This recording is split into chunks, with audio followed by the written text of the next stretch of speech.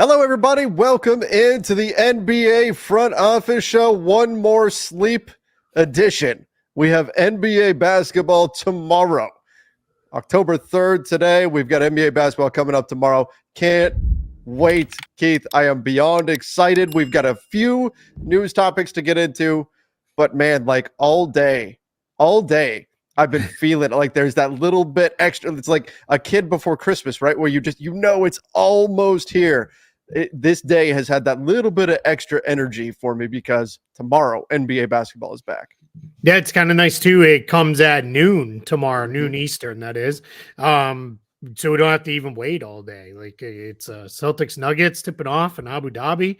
Then we'll have a little break, and then we get a couple games tomorrow night too, which will be fun. So yeah, it's but we're here. This will start the the clock on what will be a long run all the way through. Handful of days off here and there throughout it up until the All-Star break, but for the most part, it'll be wall-to-wall hoops all the way through now. So for tomorrow, we do have Front Office Friday, which is going to be our live show. But because we're going to be doing some stuff during the season where we go live after some of the games in the evenings and things like that, we figured we'd get things started with that. So I know Front Office Friday is always kind of a moving target. This time, you're going to know exactly what time it's going to start at. As soon as the Nuggets and the Celtics game ends, that's when Front Office Friday will begin. So if you're keeping an eye on that game, we're going to go live right after that game. So we'll figure that out. Yeah, 2:30-ish, something like that Eastern time, that we'll be going live for Front Office Friday. So come hang out with us. We'll talk about all the things that happened during Nuggets Celtics. We'll talk about all the latest news around the NBA, all of that. Take your questions and comments. So Front Office Friday tomorrow, as soon as Nuggets Celtics ends. I can't wait. Keith, you're tuned in with all of the Celtic stuff. Are the starters going to play?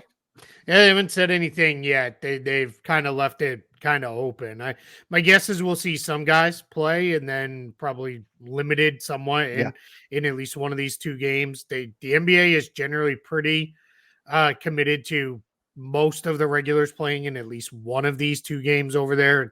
It's one of their lone big international showcases in the preseason. So this is an opportunity. Hey, let's get these guys out there. Let's really, make sure people play, and the fans who travel there and everything else and pay a lot of money for those tickets get to see the regular guys. So my guess is you'll probably see them for a while, and then it'll probably be them coming out. That is the nice thing with the NBA.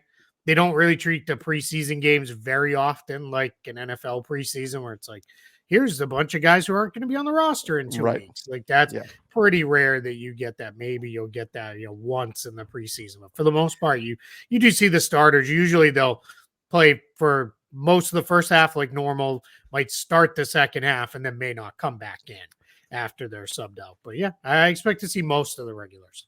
And especially when teams are traveling outside of their regular market. And I mean, obviously, when you're traveling overseas too, it's not a great look if they go over there and then they just bench everybody. And here's our third string guy. Here's a bunch of guys that are in the G League that are going to be out there on the floor. Usually you want the stars to be out there and playing. So I do expect we'll see those guys out there on the floor.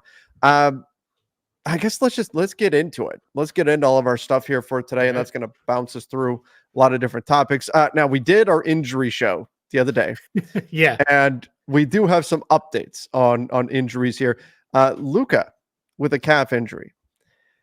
It sounds like it's not that serious. We're talking like a week or so. It's not ideal, but thank goodness this is not any worse than this. But this is a situation where we're not going to see Luka, I would imagine, for much of preseason, simply because the Mavs are going to take every precaution with this. They're not going to rush him back at all to be out there in preseason play. But sounds like it's going to be at least a week before he's back on the floor, just dealing with a calf contusion. Yeah, and that's it. That's the important part. It's a contusion. He got kicked in the calf, and literal kick in the calf, not the horrible felt like I got kicked, which is actually an Achilles injury. It wasn't that. He got kicked.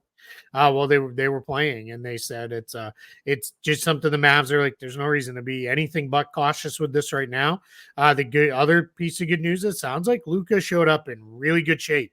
Even kind of the more like neutral observers who they're just kind of popping in to check on the team, said he looks really good. Like he's lost some weight. He just looks like he really came in. And we see this sometimes. Guys get to that, I hesitate to say middle of their career because he's probably not even there yet. He'll probably play a number of years beyond this, but you get deeper into your career, coming off the finals, disappointment of making it to the finals and not winning.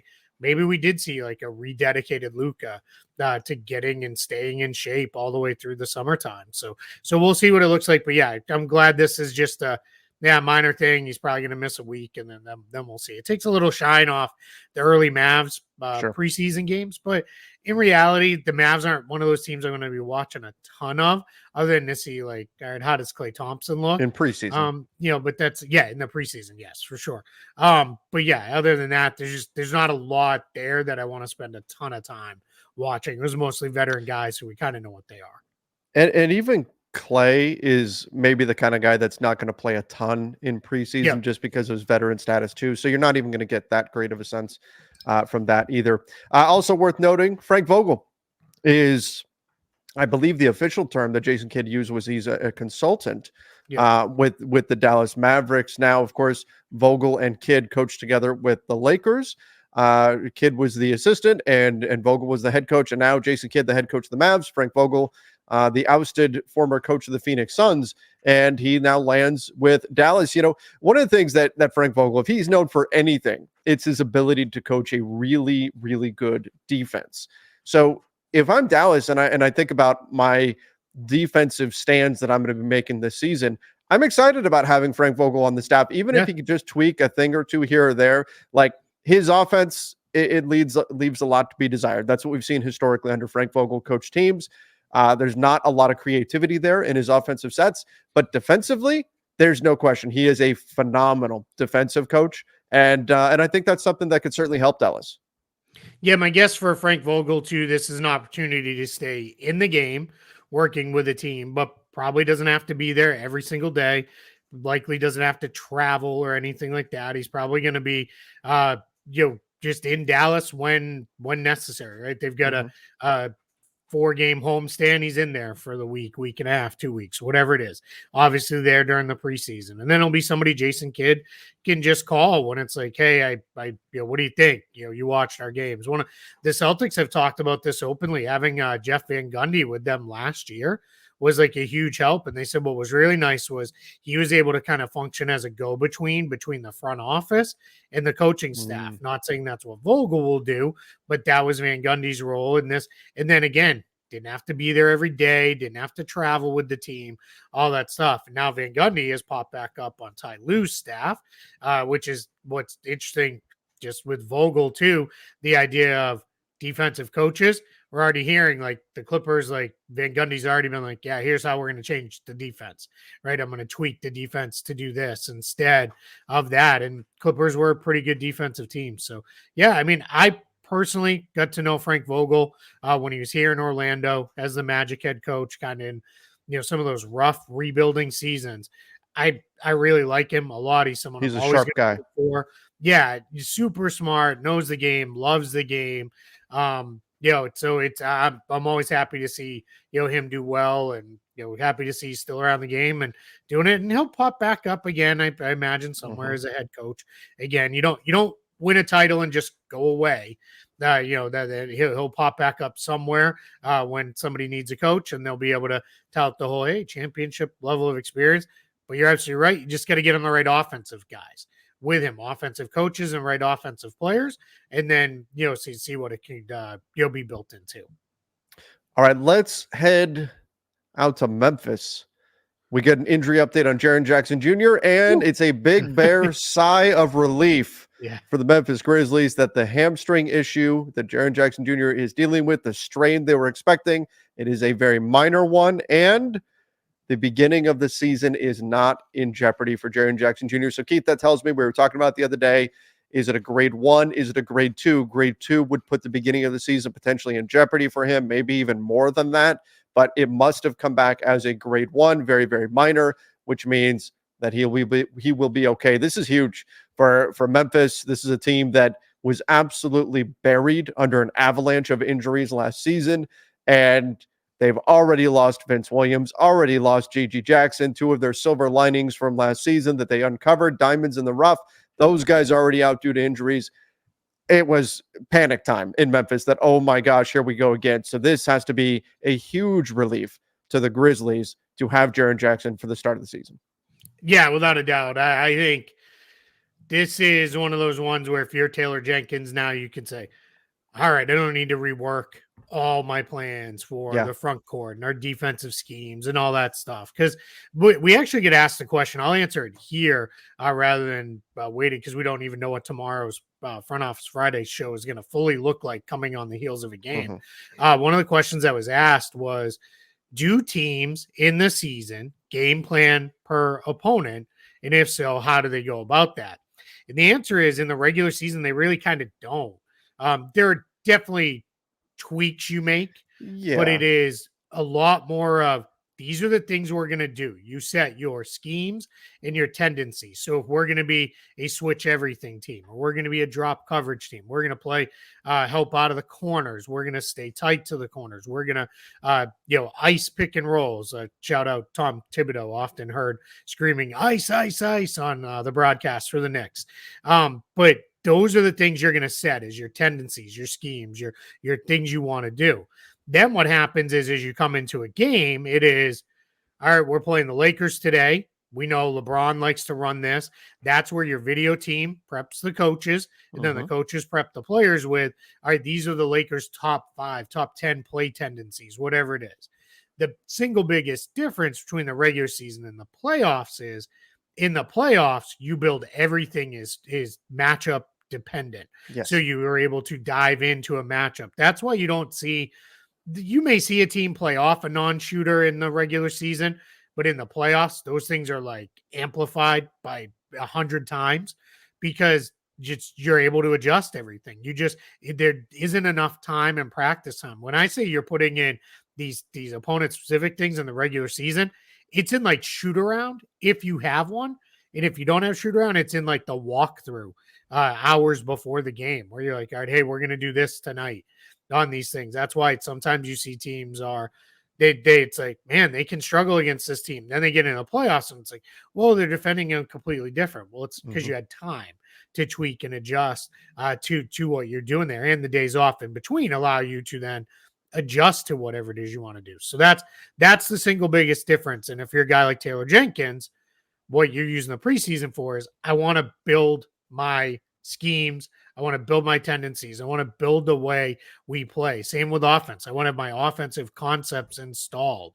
The NBA is a lot more about concepts than it is set plays. Set plays are usually after a timeout, those kind of things. When you're on the fly, it's a lot more concept type stuff that has play stuff in it, but it's more, we're going to spread the floor, we're going to spread pick and roll, whatever it may be. So that's what this time is valuable for, and not losing too much of it means he doesn't have to adjust everything on the fly with only a couple weeks before the season starts.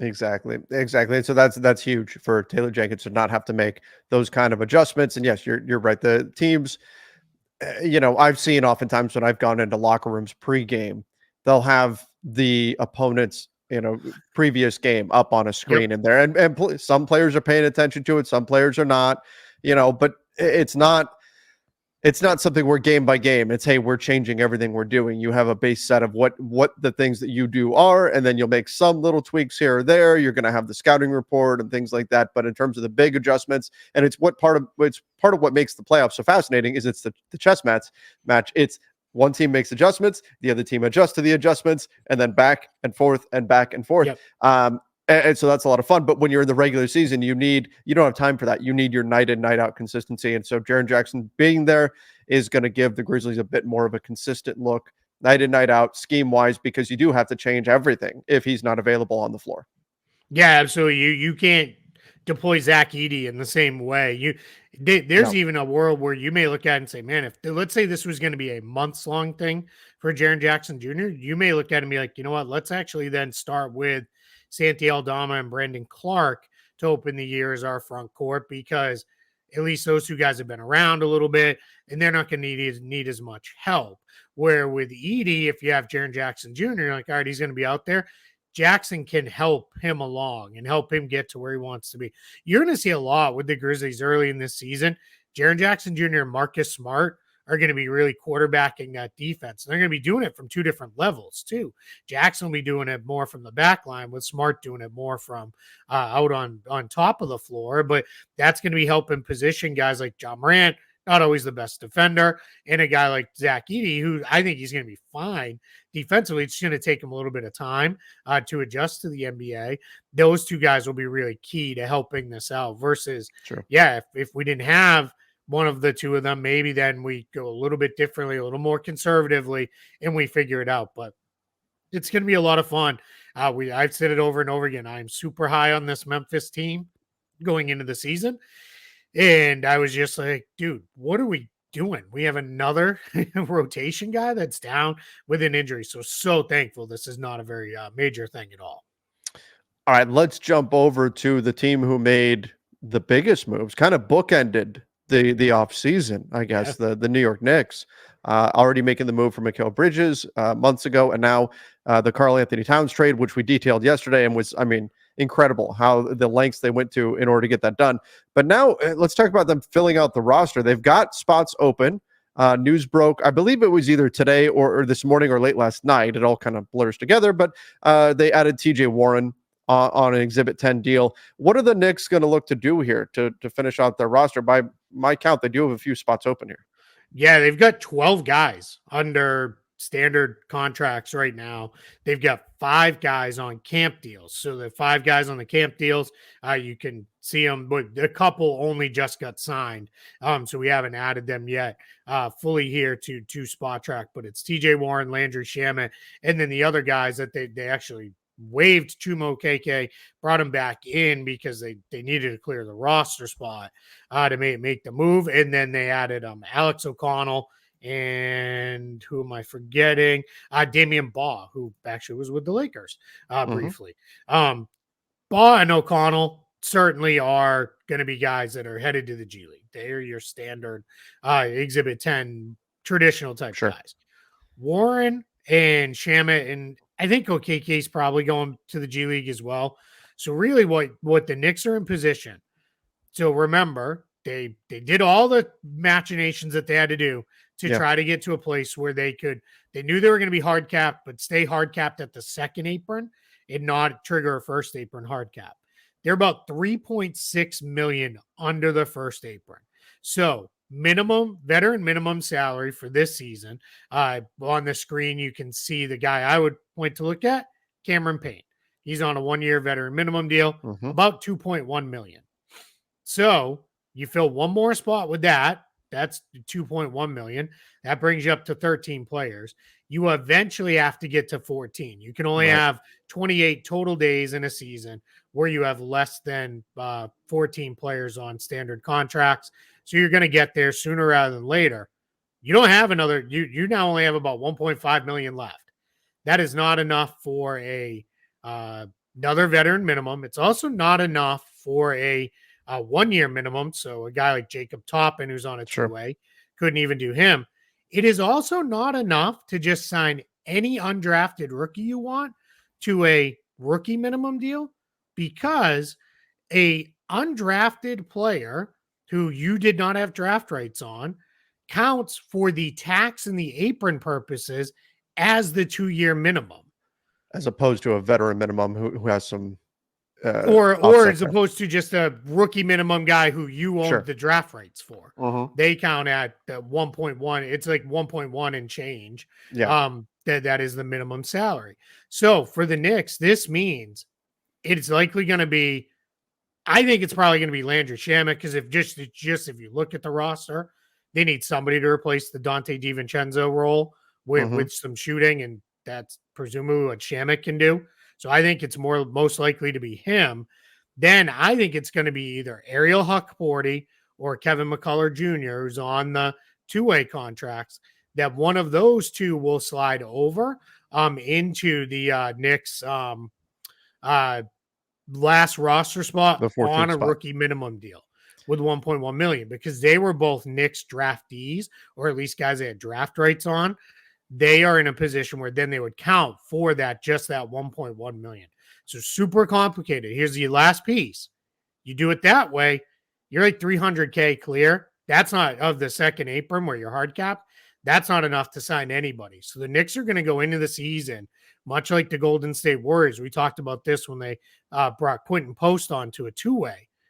You are in a position where you cannot even fill your 15th roster spot. You don't have room under the hard cap until we're deep into the season and a prorated deal is like 300K or less, or you make another move to clear up a little more salary room underneath that second apron hard cap. So they've done great work to this point, but they're going to be sitting a little light on the roster for probably a period of, I'm going to say probably till at least around the trade deadline. Then maybe then they'll figure something out. Well, so now most, I think, Knicks fans and most NBA fans will hear TJ Warren and think, well, that's the biggest name that they're adding here. Is there a path for them to just keep him? Or is it because his minimum will be too much that even though he just got added to an Exhibit 10 and they have open roster spots, that it's unlikely that he winds up being the guy? Yeah, you could keep him or Shamet. Can't one keep or the both, other. Okay. unless you move on from somebody else. And like, they're not going to waive Jericho Sims. They need him for front court depth behind Towns and with Robinson out. So unless there's another trade coming, and we continue to hear the swirl around, maybe they'll trade Mitchell Robinson. Sure. Maybe they'll do something there. Maybe they will, maybe they won't. It's you can only keep one of the two. You can't keep both of them. You don't have enough room. You only got about 3.6 million under that hard cap. Those two guys together, that's a little over 4 million. And it's like 4.2 million and change. So you're in a spot where you couldn't keep both of them. So you got to make a decision. For me, I would probably go Shamet. I think he fills more of a need, and I think he's much more of a sure bet. With Warren, he's struggled to be healthy really since the bubble. And who knows? But they may look at it and say, yeah, well, we could use another guy who's like a 3-4 on this roster. And I wouldn't argue with that either. But let's see. My guess is it's Warren or Shamet. Then it's one of Huck Porty or McCullough that gets converted, signed, and then off we go. And that's how they fill out this roster. All right, let's jump over to Philly. Joel Embiid, currently not scrimmaging. I believe the terminology he used, or the phrase that he used, was that they're saving him from himself. This makes sense to me. Like, I get it. You want guys to be in shape. You want them to be on the floor, but the 76ers are only going as far as Joel Embiid takes them. Paul George on the team, Tyrese Maxey, these guys are going to be great. They're going to help out during the regular season. They're going to help out during the playoffs. They need a healthy Joel Embiid, though. And if he was a little banged up during the Olympics, you could tell he was not quite himself. Some of that we can blame on the FIBA style of play and the way that's officiated and everything and all of that. But they need a healthy Joel Embiid. So I get it. If they're, especially since he doesn't seem to be the kind of guy who knows how to like hold back a little bit. Yeah. And hey, I'm not going to get contact on this play. I'm just going to take a jumper rather than drive it to the rim. I'm not going to crash to the floor this time. And I think that's what he's talking about when he says saving him from himself. He needs to get into a rhythm, but he was just playing, what was it, like 6 weeks ago? I'm not that concerned about that with him. Yeah, I'm not at all concerned with him health-wise right now. Just general health concerns with Embiid will always be there. And I'm not real concerned with the, any worry of like, the rhythm stuff like you talked about. What I love from Joel Embiid is basically everything he has said since they kind of reconvened here. One part was like, I don't need to push to play a bunch of games to win individual awards. I've already won individual awards. I don't care about that anymore. He talked the other day about how, like, look, we have Paul George, we have Tyrese Maxey. I'm going to get points, but I really need to be better defensively. I need to get on the boards. I don't care about shots and scoring a whole bunch of points. And now this, where he's saying like, hey, if they need to save me from myself, he also was kind of humorous. He's like, look, if they need to punch me in the face or something and, hide my stuff and take it away from me, like to keep me off the floor, like go ahead, like do what you need to do. And this feels like this is the most all in Joel Embiid's ever been. right in his career, and that's awesome, right? If I'm a Philly fan, I'm coming in with like, let's go. Like, there's already enough excitement with the big offseason and all the moves and everything they did, but nothing. I hate to be this like doom and gloom, but like none of what they did matters if Embiid's not healthy in the playoffs. They're just not going to be good enough. They'll be fine, but you're not winning without Joel Embiid. Right. That's also why what did I say going into the offseason? It's a luxury, but you got to spend a little bit of money on a really good backup center. When Embiid plays, that guy may only play 10, 15 minutes a night, but you need that guy for when Embiid can't play. And that's why spending that money on Andre Drummond was huge to me. And I've never been a big Andre Drummond guy, but the last few years, the way he played for Philly, then the way he played for the Bulls, I've kind of come around to like, all right, he's kind of figured out what his deal is now. And I think that's, pretty good. And I think Philly's in a really good place. So I love kind of seeing this update from the sense of like, hey, we don't really, this is not what it's about. We're about keeping this guy ready to go long term and all the way through. Yeah. And that's the important thing here for them. That's what matters. Keith, when he's talking about, I don't know if they need to punch me in the face, take my stuff away.